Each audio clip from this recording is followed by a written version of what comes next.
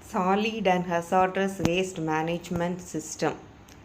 Introduction to TCLP. The toxicity characteristics leaching procedure is an environmental testing method used to potential to contaminate groundwater.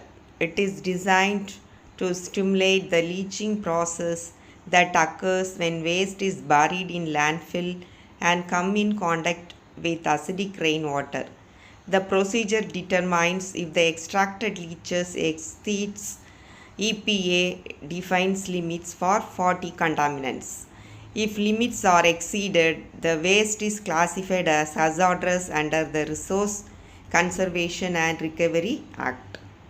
Importance of TCLP provides a scientific basis for waste classification, hazardous or non-hazardous, ensures environmental safety by identifying materials that could release harmful substances, helps industries comply with the regulations, minimize the risk of population, aids in decision making for waste treatment, disposal or recycling options, prevent contamination of groundwater, soil and ecosystem.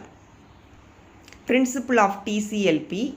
TCLP stimulate conditions similar to those found in municipal landfill, including exposure to mildly acidic fluid. The test involves placing a representative waste sample in contact with a leaching solution, acetic acid at pH 2.8 or 4.93 depending on the alkalinity of the waste. The mixture is rotated for 18 hours, allowing contaminants to leach out. The resulting liquid is then filtered and analyzed for regulated contamination. Steps in TCLP testing.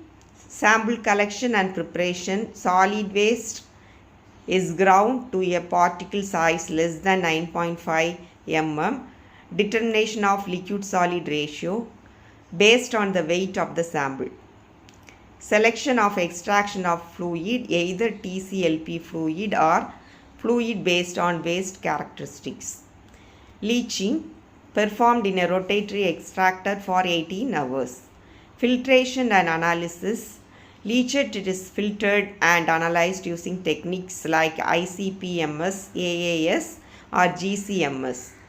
Steps in TCLP testing. Then extraction of fluids. Two types of fluids are used depending on the alkalinity of the waste. TCLP fluid, acetic acid solution with pH 4.93. TCLP fluid, acetic acid with a pH 2.88. Selection is based on buffering capacity of the waste sample. The leaching procedure mimics how rainwater would dissolve and carry contaminants from waste into groundwater. Equipment and technique use. Rotary extraction device to ensure uniform mixing during 18-hour agitation period. Filtration unit separates solid residue from the leached. Analytical instruments. ICP-MS for metals, AAS for individual metal detection, GC-MS for volatile and semi-volatile organics.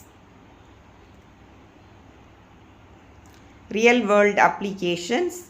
Waste management companies use TCLP to access disposable strategies.